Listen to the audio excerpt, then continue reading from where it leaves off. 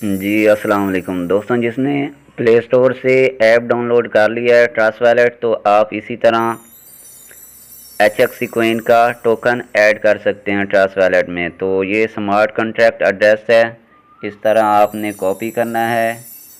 Copy करने के बाद आपने अपने ट्रस्ट वैलेट ऐप में जाना है। इस तरह ट्रस्ट वैलेट ऐप को ओपन करना है।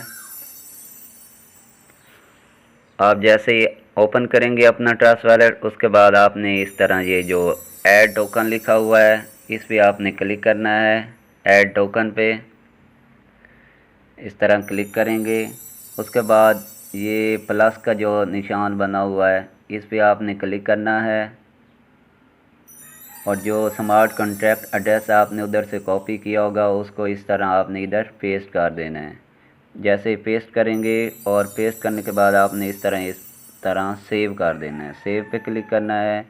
जैसे ही आप सेव पे क्लिक करेंगे तो आप देख सकते हैं HXC कोइन का टोकन ऐड हो चुका है। तो इस तरह आप अपना वैलेट रेडी रखें। इंशाल्लाह जैसे ही ये HXC कोइन आएगा तो फ़ौरन आपको मैं बता दूंगा ये HXC कोइन का टोकन ऐड हो चुका है। और उसके बाद आपके वैलेट में BUSD का टोकन भी ऐड होना चाहिए और BNB स्मार्ट चेन का भी टोकन ऐड होना चाहिए। 3 टोकन आपके वैलेट में ऐड होने चाहिए। शुक्रिया।